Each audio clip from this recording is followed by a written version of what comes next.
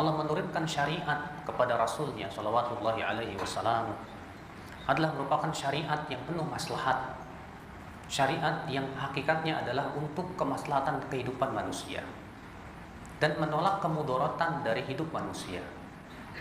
Cobalah kita perhatikan sedikit ya dan berpikir sejenak.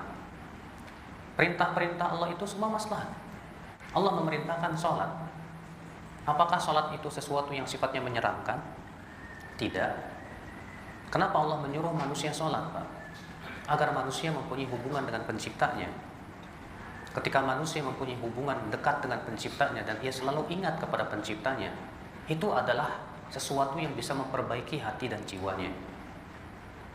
Makanya orang yang sholatnya betul-betul khusyuk, sholatnya betul-betul diperhatikan, dia pasti, Pak, di dalam hidupnya pun juga akan berusaha untuk berbuat kebaikan kepada manusia. Orang yang betul-betul menjaga sholatnya, dia tidak ingin menyakiti manusia, dia tidak ingin berbuat kerusakan di muka bumi.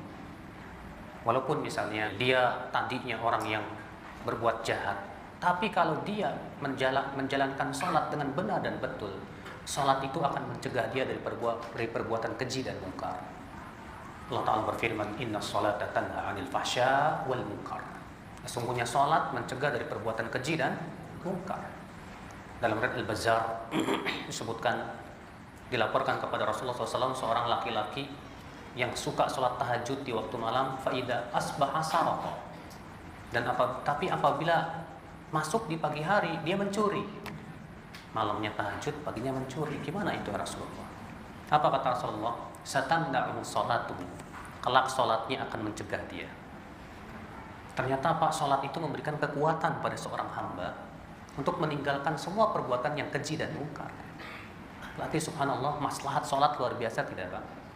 Iya. Orang yang betul-betul sholat dia tidak akan korupsi, Pak. Orang yang betul-betul sholat dia tidak akan ghibah.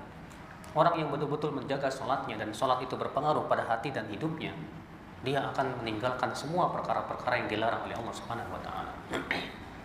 Zakat, maslahat tidak zakat, Pak? Dikeluarkan sebagian harta kita untuk siapa?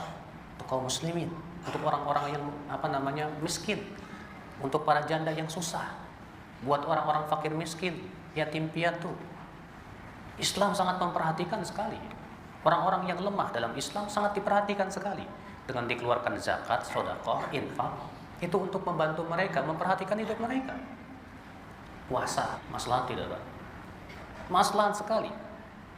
Puasa itu maslahatnya bukan hanya untuk hati kita, Pak, badan kita juga. Bapak tahu tidak, Pak? Di Jepang itu sekarang sedang berjamuran namanya rumah puasa sebagai terapi kesehatan. Jadi mereka itu kumpul di rumah tersebut, yang menahan diri dari makan dan minum dari semenjak terbit fajar sampai terbenam matahari. Dan ternyata puasa itu bisa mengeluarkan toksin-toksin dan racun-racun dari tubuh kita. Sehingga Masya Allah, orang yang puasa itu sehat jasmaninya, sehat rohaninya. Manfaat tidak? Maslahat sekali. Semua perintah Allah pasti maslahat. Tidak ada perintah Allah yang sifatnya merugikan kehidupan manusia. Adakah perintah Allah? Tolong sebutkan satu saja. Perintah Allah yang merugikan kehidupan manusia. Ada? Jawabnya tidak ada. Semua perintah Allah maslahat. Demikian pula semua yang Allah larang pasti bahaya dan mudarat. Baik itu bahayanya dirasakan hari ini atau secara cepat ataupun secara lambat. Allah melarang judi. Kenapa? Berapa banyak mudarat yang ditimbulkan dari perjudian, Pak? Timbulnya permusuhan dan yang lainnya, memakan harta manusia dengan tanpa hak. Ya. Allah melarang zina. Kenapa Allah larang perzinahan? Karena zina menimbulkan berbagai macam penyakit-penyakit yang aneh. Demikian pula zina pun menghancurkan rumah tangga, zina menghancurkan keturunan, dan berbagai macam mudarat-mudarat yang lainnya yang memang itu tidak baik untuk kehidupan manusia. Allah melarang riba. Kenapa riba diharamkan? Karena ia menghancurkan perekonomian, menghancurkan suatu bangsa. Lihatlah kehancuran ekonomi Amerika yang dihancurkan oleh konvensional perekonomian. Lihatlah Eropa pun yang sudah mulai hancur perekonomiannya dengan riba.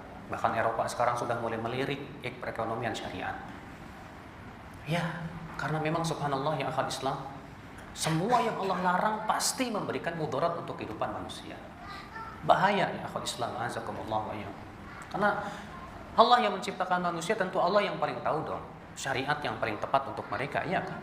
Ya, keindahan Islam itu dapat kita lihat dari sisi ini yang pertama. Bahwa perintah dan larangan Allah tiada lain adalah untuk kemaslahatan hidup manusia dan menolak mudarat dari hidup manusia.